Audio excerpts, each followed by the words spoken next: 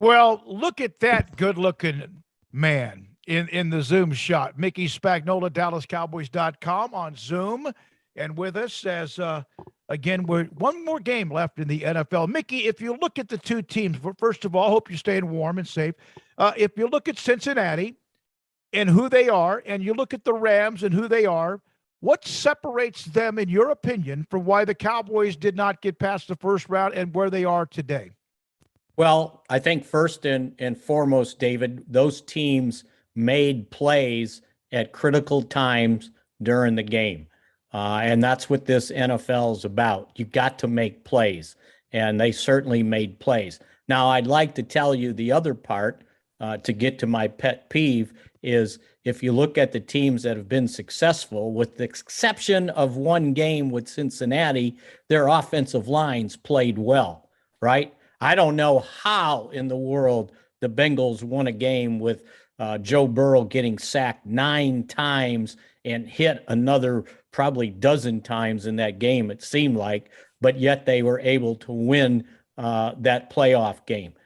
So the thing that I noticed in the games, especially with the Rams, that's the second half is when, or first half, when they were able to run the football, when their offensive lines played well and protected Matthew Stafford, that was an awfully good offense. So to me, the biggest difference in all those teams that won playoff games to what the Cowboys did was the fact that they protected their quarterback, and the Cowboys didn't in that game against the 49ers, with Dak getting sacked 5 times and hit another 14 times trying to throw the football. Mickey, what are your thoughts when it comes to the future of Amari Cooper? He's in a unique situation that the Cowboys, if they were to cut him, because he's got the contract that is the easiest one to be like, okay, the dead money plus the money you save is a pretty easy. If you cut him, it's a $6 million dead money, which isn't great, but it's a lot better than a lot of the other options that they would have. But also, they don't have it's CeeDee Lamb and Semi Fehoko and a couple other guys we've never heard of that are on the active roster as wide receivers that aren't free agents. So how do the Cowboys navigate that situation going forward, given their cap situation? I think you answered your own question right there, right? And here's the kicker on his contract.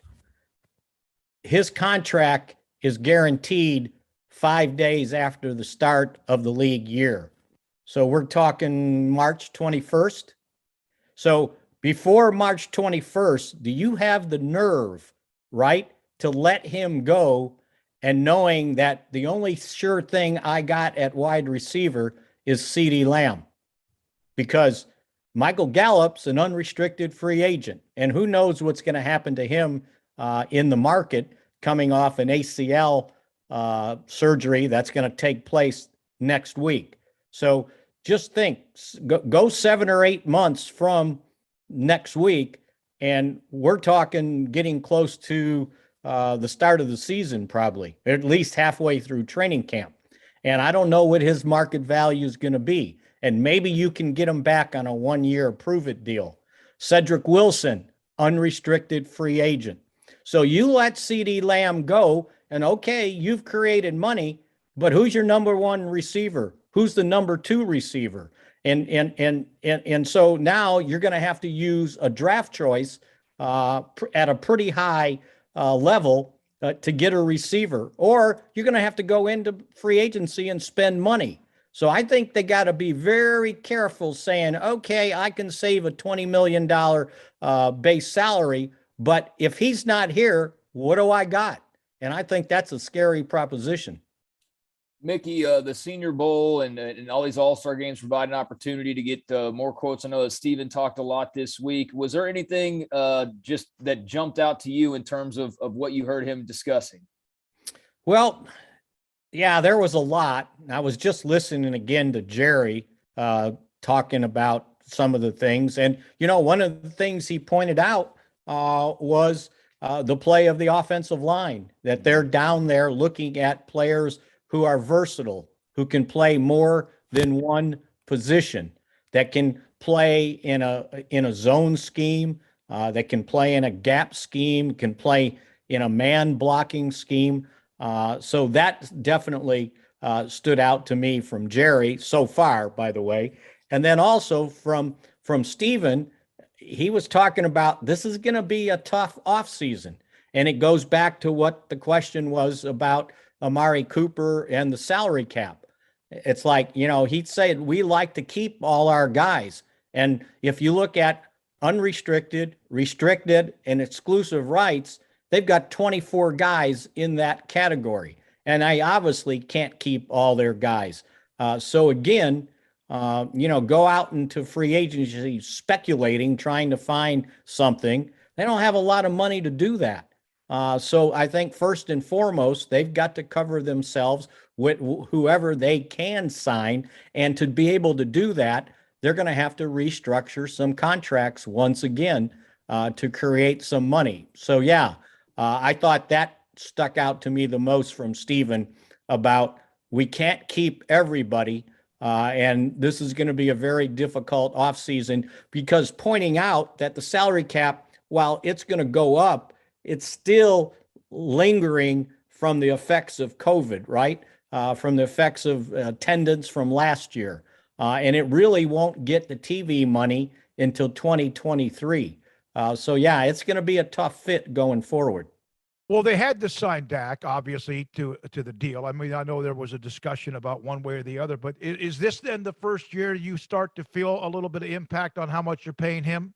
No, because they're going to restructure his contract. Okay. They did it last year, and they got mechanisms in there, David, to do it again this year. And when you want to restructure guys, you create money for now, but you're pushing money down the road. And you're only going to do that with guys that you're just sure are going to be here for like the next 4 or 5 years, right? So they'll have to do that to create room to be able to operate this year. And again, there's a price to pay when you're paying 2 Pro Bowl offensive linemen, your quarterback, a number 1 receiver, by the way. And I don't know, as well as, CeeDee Lamb played this year, he's a really good number 2 receiver. Do you feel comfortable with him being your number 1 guy? Like, giving him even more targets than what he had, because he's productive, but he's got to eliminate the drops, and he's got to eliminate getting eliminated by defenses too. So, when you've got some of the expenses they have, it's really hard to be able to keep everybody you want to keep. Mickey, they have 2 Hall of Famers on the offensive line. One that's obviously getting older and breaking down in Tyron Smith, who you don't know. And then, of course, you have Zach Martin, who's as consistent as ever before, although he's had an issue or two. Have they blown 2 Hall of Fame offensive linemen's career without winning more than just a playoff game or a division title or 2? Is it fair to say that? Well, I think that if you look at what they accomplished through from 2011 to 15, restocking that offensive line, if you can throw Travis Frederick in there, David, on how good he played, how well he played, they had 3 top offensive linemen, and all they did was get close, especially that 2016 season. When they were right there, and unfortunately they ran into another weird game with Green Bay, losing at the last moment, trying to get into the next round. But I don't know that they wasted it. I think Zach Martin can still play at a high level, but even I think he's like 30 now. He's gonna have some injuries. I don't know how much longer Tyron Smith can go. And the unfortunate thing with him, he played injured, and so he struggled in that playoff game, but he wasn't as healthy as he needed to be. But you know what? From what you've paid him, you probably got to go forward and say, okay, we got to see this through. But the other thing you've got to do, in my opinion, is restock that line. I would not be mad at them if they drafted like an offensive tackle who can play guard with the first round pick, or a guard that can play center and guard. I think the disappointing one to me was Lail Collins. After he served his suspension, he just never played to the level that he was playing in 2019 before he had the hip surgery in 2020 and missed the entire season. And I think that one really hurt. Now they got a young guy in Terrence Steele. I think they're going to have to take a long look at and say, okay, what can we do to get him on the field? And if you draft somebody, and remember, they did try in the draft with the 4th round pick, drafting Josh Ball, and then he ended up being on injured reserve the entire season. They liked him. Now, did he get strong enough, taking basically a redshirt year to be a viable option somewhere on that offensive line? But I think first and foremost, they've got to be able to do that. And then the other thing that, I'm sure they're looking at the Senior Bowl is the linebacker position. Because if they don't sign Leighton Vander Esch, depending on what happens with him in free agency, you've got basically Micah Parsons and maybe Jabril Cox, who we didn't see play a heck of a lot at linebacker, right? So that's another position. And then if you want to get rid of Amari Cooper, well, okay, I need another wide receiver. And you're creating even more problems than you originally had going into free agency. Mickey, Des Bryant says a great number of things on Twitter. Some of them are very Des, and some of them turn out to be really, really deep things. One of the things I noticed he said the other day, and I wanted your opinion on this, is he said that being a Cowboy, and he was guilty of this, you can very much think that you were part of the, Troy Aikman, Emmitt Smith, Michael Irvin, Charles Haley. You feel that when you're in that, you feel like you're part of that. But he said, now seeing from the outside, he was never part of that. He was well after that. Is the thing that the Cowboys maybe need to get over, I think this is probably true of the University of Texas as well in college football, is that they need to forget about the 90s for a little bit and just live in the now? I think you're overestimating how young these players are. Mm-hmm. Think about it now. Micah Parsons, was he born in like 2000? Yeah. Well, yeah, but he has no idea. Yeah. CeeDee Lamb, go ask him. He's got no idea. No, I think that's a fallacy that guys come in here and it's like, okay, I'm part of the Cowboys' great organization and I don't have to work hard. That's a lot of talk. These guys, they're so young. They don't know what happened in 1995, 1992. They weren't even born. And think about it. We overestimate, I think, what guys in high school know about the NFL, or even what guys in college know about the NFL. They're in their their own world at that point.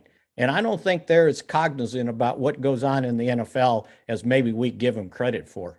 And I'm not trying to sound like old man Mick here or anything, but I'll defer. By the way, I wanted to point this out. I was going to say I'll defer to the commander over there.